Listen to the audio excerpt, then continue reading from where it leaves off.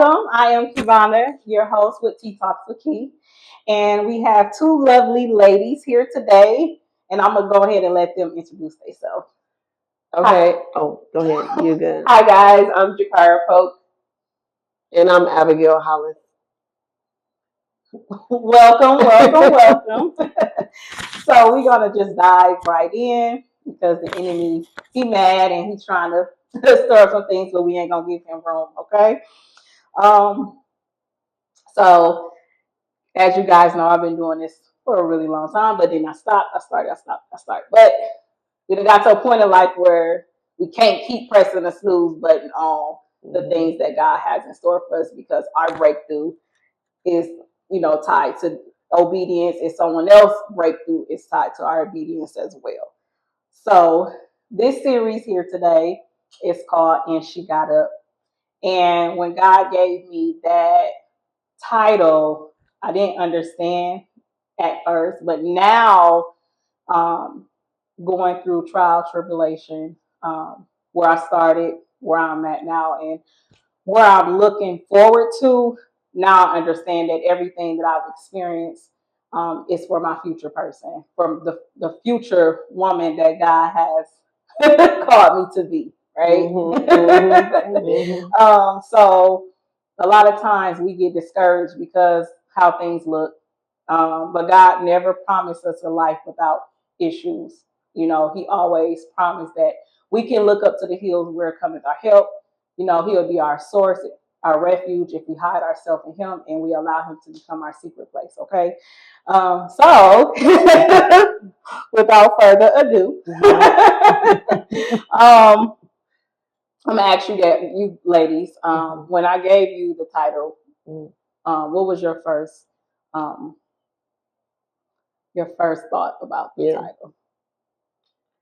So I guess for me, it kind of brought me to like a flashback of, I don't want to say my formal self, but who I was, who I'm becoming, and who I'm trying to be. Well, not trying to be because I'm already her, but I kind of feel like I was reflecting a lot on what I went through and how I did get up. So I don't know. I think that's a good place to end right there. I was reflecting. And for me, as soon as I heard the title, I just thought about resilience. You know what I'm saying? Because when you think about it, she got up. That means she had to be down. And the fact that it's emphasized that she got up means that not only was she down, but she wasn't expected to get up. That's good. So that's what came to my mind. I just thought resilience, and that's it. Yeah. Okay. Yeah. Me, I'll go back to as what you guys say, just a collaboration of everything. Yeah. For me personally, it was, like I said, the beginning of it, the now, and the future. Because, like I said, a lot of times we beat ourselves up. We are our own worst enemy, in the sense where, it says, therefore, is now is no more condemnation in those that love, Jesus. So I condemn myself, what I'm saying? And when understanding that Jesus had died for our sin, it's a difference from you making a mistake and you falling short versus this is a lifestyle for you, and that's what I had to come to a recollection of, like, is this a lifestyle for me? Or is this a mistake? You know what I'm saying? Because then you have to literally take accountability and step back and be like, is this a pattern? Is this something that's, residual for me? Am I a serial, where it's like a dater,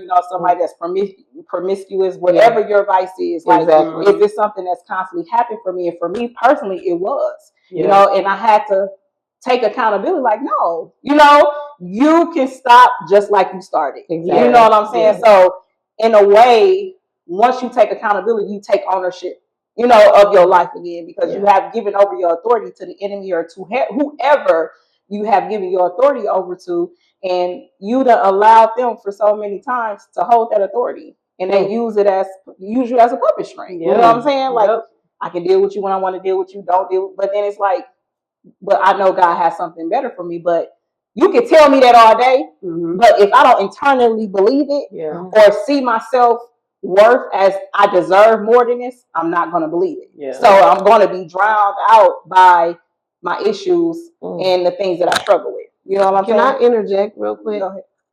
So I'm sitting next to Keyvonia, and I gotta say this: the Spirit of the Lord is so much on you. I want to give you your flowers. You are exuding like this host, like Tamara Hall. You're gonna make me cry. For real. The Spirit of the Lord is here. And just so y'all know, we prayed before we actually was on screen. But I want to tell you that, okay?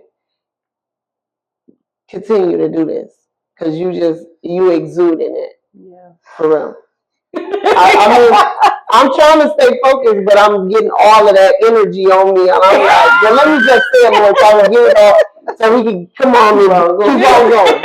Yeah. No, I appreciate that. Yeah, absolutely. And then that too, you have to surround yourself around people that's like-minded. Yeah. People that's gonna push you towards your purpose and your calling, because you will find yourself surrounded around people that will push you towards your flesh more than your spiritual man, and it'll become consuming over the while. And then you will look up and you be like, who is this woman or who is this man? And you can't even identify yourself. So just to go back to and she got up. What God was dealing with me was he brought me back to a certain woman. And so that certain woman had the issue of blood for 12 years, right? Yes. And then on the way, before the certain woman heard that Jesus was in town, and she was aware of the marvelous works,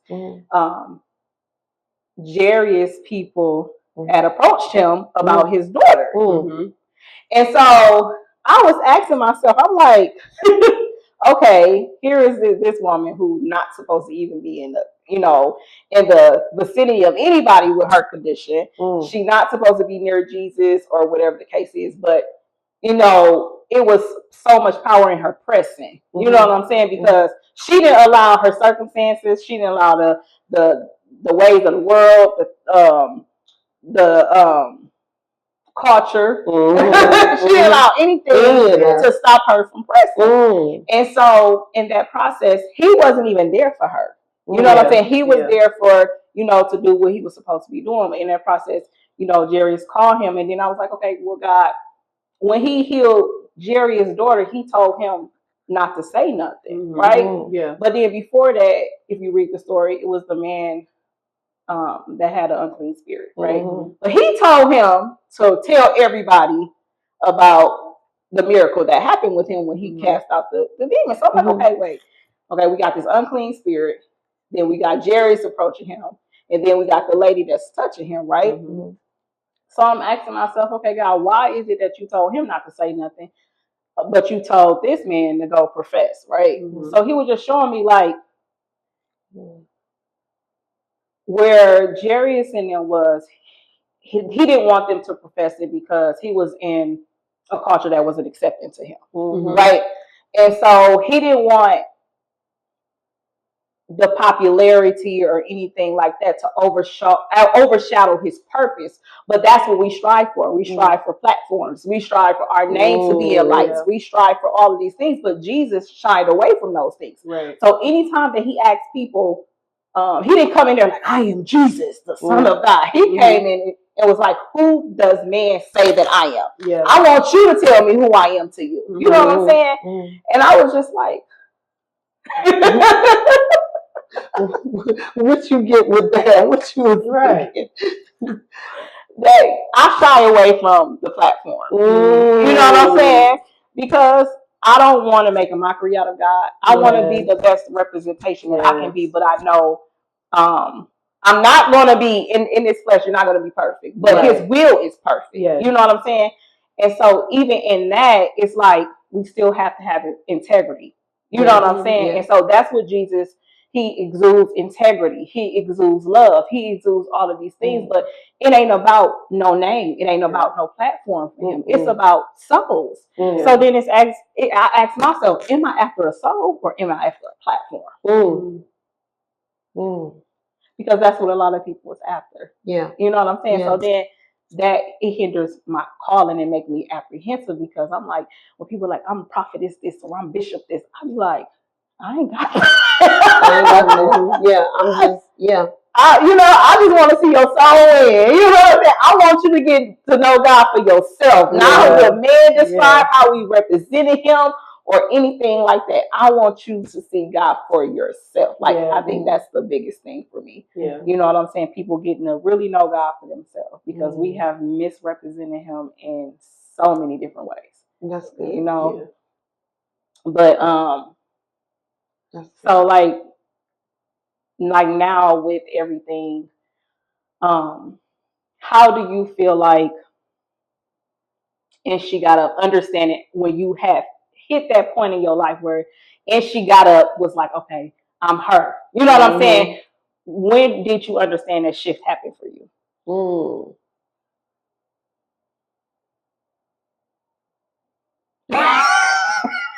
You're always looking at me. That was a really good question, and I'm really still trying to think of my answer. You have to come back to me, because that was really making me think. Exactly. So I think I'm still in the process. Yeah. Of this is the thing. The fact that it could have been worse. It could have been worse, right? And I'm still here, striving toward the mark. Just like Paul, he said, "I'll reach toward the mark of the high calling," right? So the fact that I'm still here pressing, that right there, right? So in my own humanity, I'm thinking I need to reach this. I need to, start seeing everything, the promises fulfilled, for me to be like, oh yeah, I got up, y'all. You know what I'm saying? I got up. You know what I'm saying? But the Lord is saying the fact that I'm still giving you grace, because it ain't us. No. When we talk about she, we really talking about he. Yep. Yeah. Yep. You know what I mean? Yep.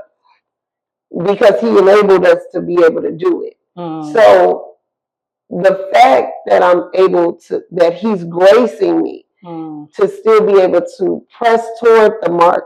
Yes. That's when I realized that it wasn't over, because I still had the strength to go. Yeah. But it's only through his strength. I don't want to take no glory, because if it was left to me after what I went through in my life and still experiencing in my life some debilitating shame, I wouldn't have got up. Whew.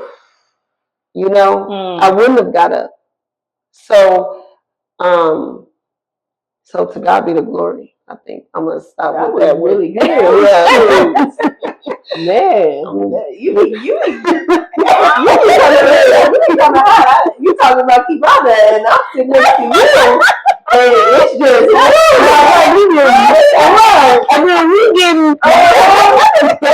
goodness.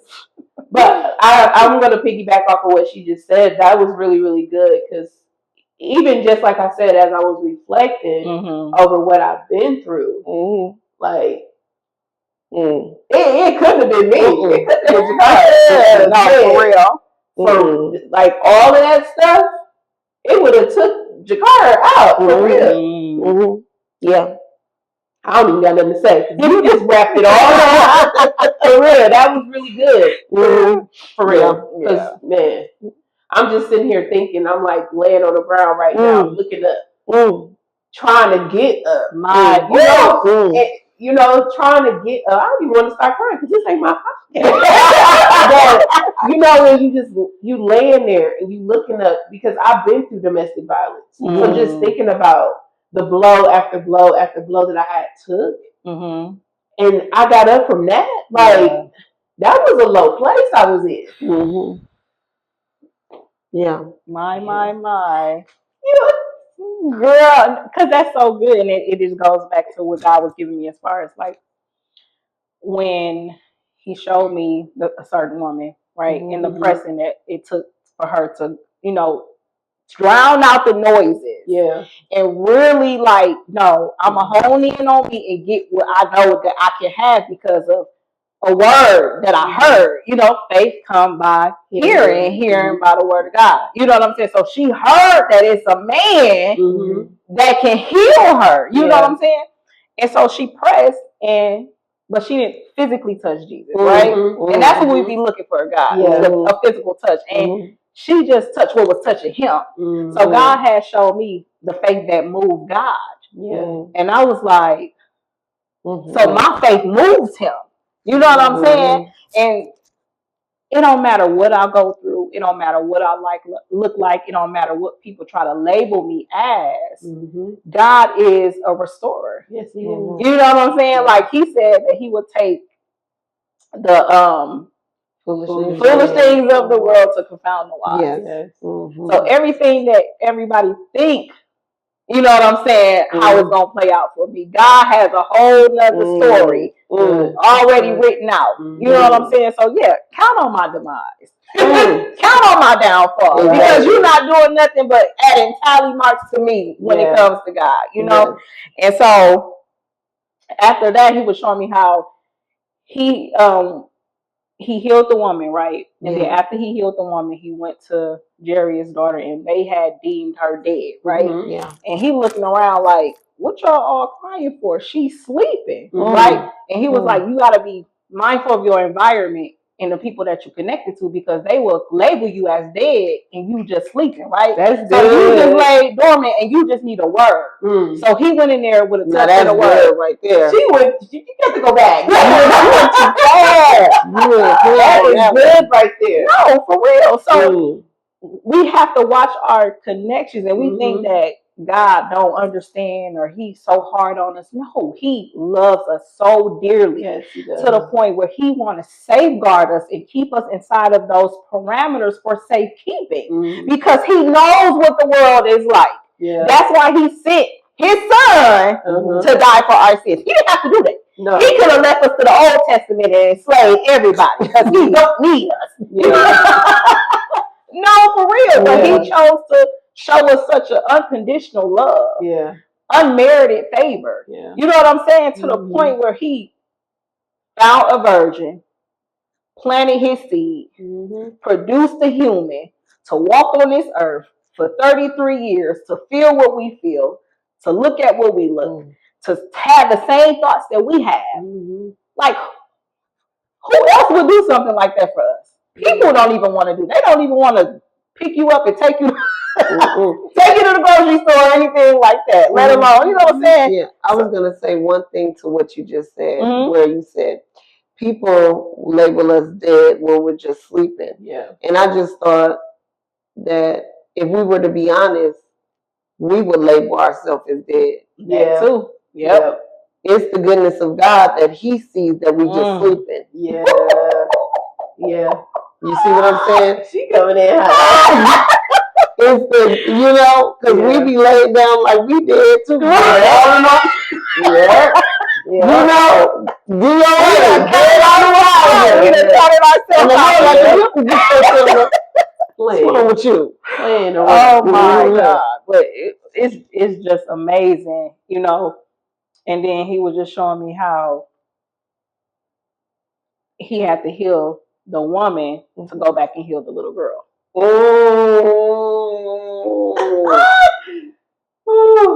Because if I'm not healed as a woman to go back and fix the little girl, I can't give her and pour into her the things that's necessary, because that needs to be a future. That needs to be a book. Write that down. Y'all heard it here. Don't do that. Heard it here first. She writing that. Okay, you have to go right there. She got it down.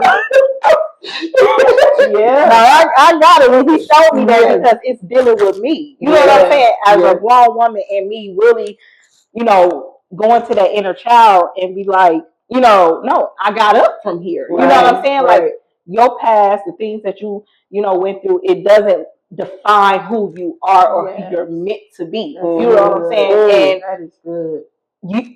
You know, you gotta apologize for feeling like it's your fault. You know what I'm saying? Like the decisions that adults make, and you know, you have your children or whatever, but those sins, if you don't stop those curses, it rolls over to your children. You know what I'm saying? So it's a lot of things that my grandmother or her mom or my mom didn't stop in the tracks and began to denounce those things before it rolled over to me. You know what I'm saying? So then it's like, okay, God, like, is you gonna be the one to stand in the gap for your bloodline and cancel those curses that has been long before you? You know what I'm saying? But then it's like, if I don't, it's gonna keep trickling down. You know what I'm saying?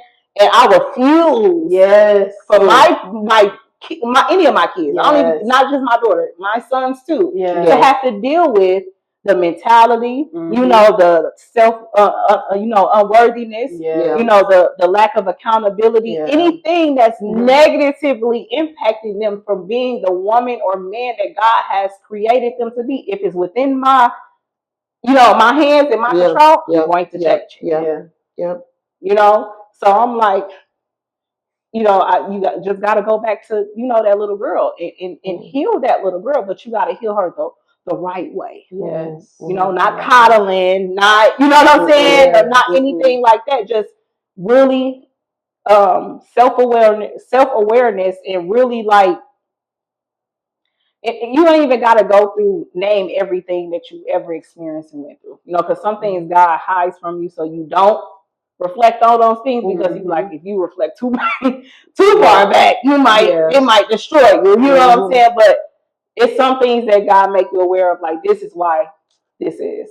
You know, that is why that is. That's why you have this posture. That's why you have this demeanor. And it's like,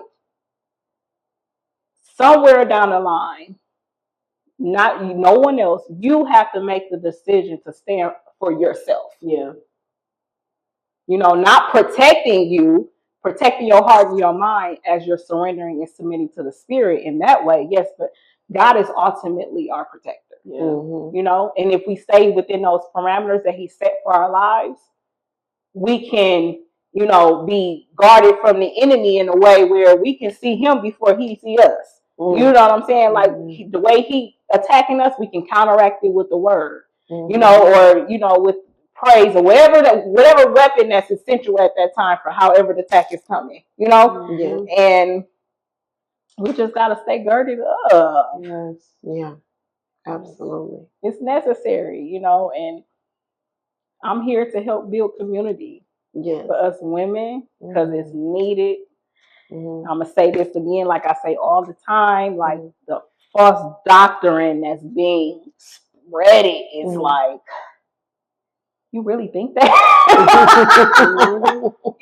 That's your mindset for real? Like, it's all like being so, you know, really seeing with the way the world is constructed. It's like, when you so far into God and you're continuing to submerge yourself in Him, the things that disgust Him disgust you. You know what I'm saying? Like, when you're not disgusted by the ways of the world and they go against the kingdom, it's like, how can you serve God?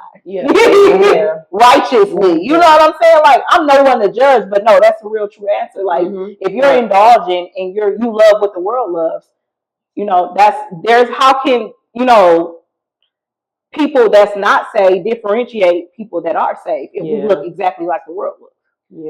Yes.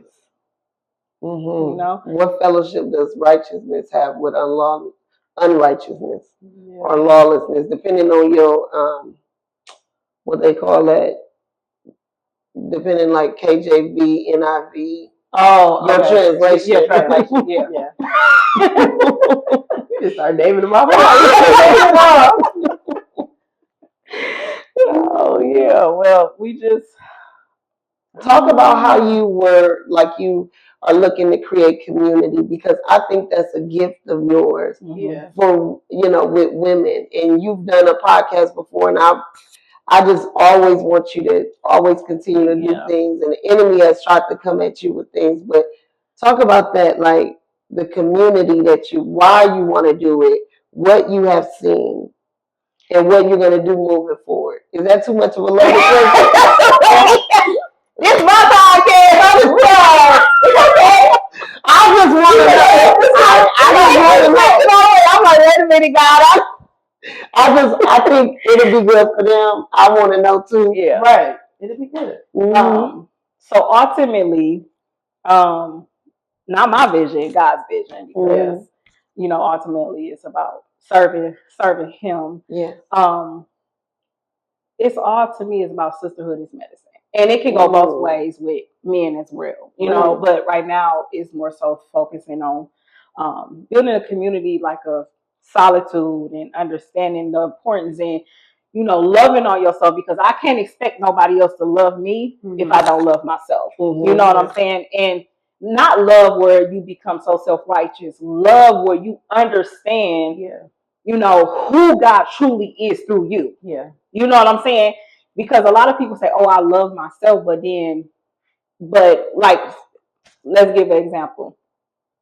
Having sex before marriage. You know, in the Bible, God speaks about that, you know, that we just defecate in our body. And even though He created sex, He wants us to enjoy it, but He wants us to enjoy it with our significant other. You know what I'm saying? And people think like, oh, well, that ain't gonna bother me. I can sleep with who I want to sleep with. But then, you're not understanding the soul ties to things. You know what I'm saying? Like, you sleep with Johnny. Johnny done slept with Susie. Susie done slept with Paul, Henry, and John. It's a domino effect that begins to happen, and you're not understanding. Whatever soul tie he done tied to that person done tied to you. Whatever soul tie to that person done tied to that person. So all of these different soul ties you're not understanding. Then you wake up in this realm where you don't even know what's going on. Right. You don't even know what you're struggling or why you're struggling with, because you got a long lineage of soul ties that you connected yourself to unknowingly, because you think you're wrong. You can do whatever you want to do. But at the same time, in God's eyes, He only wants us to experience that with that one person for security, for covenant, for love. You know what I'm saying? He wants us to enjoy sex. He created sex. But He wants us to enjoy it in the right posture, in the right way. Yeah. So I see a lot of women that freely give, you know, like, hey, we going out to the club, they get drunk, you know? Yeah. But I can honestly say that because I've done it before. You know, I've been in that place before where I'm thinking like, oh, okay, well, I can knock them down. I'm sorry, I don't know if I need to say that, but no, truth though. Right. You know what I'm saying? It's the truth. That was my mindset. You know, free. All of that truth. Right. Yeah. That was mine. It wasn't smoking. It wasn't drinking. Exactly. It was sex for me. You know, and I didn't understand the severity of the things that I was doing to myself by myself. I had to sit with myself and face that ugly truth about myself, where it's like, this is creating you and molding an identity for you that you don't even understand is doing. Yeah. And then you think about all the, like you were saying, the soul ties, and how you're taking on all these different personalities and people, and that can be a level of schizophrenia, bipolar. Now you don't know why you're here, not able to have a sound mind, because you have engaged with all of these different spirits that everybody is carrying, and now you got to battle stuff that wasn't even your stronghold. Wasn't even yours to be. Right, you done picked it up. Might have smoked a cigarette, now you know, doing crack. It's like, wait, no, for real. Yeah. You cannot tell sin how to birth in you, or what to birth in you, or how long the travail should be. You don't get to determine that. No, you don't. That's embedded within the sin. Y'all heard what she said? So now you're taking on things, and now it's deeper, longer, harder, stronger than you ever thought it could be. He said 7 more wicked than the 7. Thank you for putting the scripture on that. 7 more. Listen. 7 more wicked than that. I was just saying that. And that's how it is. And then just 7 times 7 more times 7 more. Every time you choose to indulge in that. You know what I'm saying? And it's so freeing to be able to, you know, hold yourself till you have your person. You know what I'm saying? And then you don't got that worry. You don't have that condemnation. You know what I'm saying, or anything like that. But you know, another thing is just, you know, showing women that, you know, we can be there for each other without feeling like we got to step on each other's neck to elevate. You know what I'm saying? Like, you know, I can reach out to you if I need like a, you know, a business idea or, you know, something to throw it off on. You know, I ain't got to worry about you, you know, going behind my back and doing, you know what I'm saying? That's what I'm trying to connect to, because I have yet to find a group of women, or even like I've seen these things where it's like, dang, like you can see the envious spirit, you can see the jealousy spirit that these women, even though if they have a big group of women that they connect to, it's all these different spirits that's ungodly that they struggle with. Yeah, they might show like, oh, they kicking it, they doing this and they doing that, but behind closed doors, you know what I'm saying? It's different, and you don't know who plotting on you or who praying for you. But in order to know that, when I'm connected to you, he said to try the spirit by the spirit to see if that spirit of God. So if I have a sense of discernment, a heightened sense of discernment, if I connect with you, God gonna tell me yay or nay. You know what I'm saying? Like, speak, you know, you can tell this person this, or you can't tell this person that but you have to yield to the voice. And if you're not yield to the voice, he can't tell you who you should be connected to or who you should not be connected to, whether it's in relationship or it's in, you know, friendship or whatever the case is. But we feel like we got it all together. We know it all. You know what I'm saying? And I think for me, like, you're creating a safe space for women.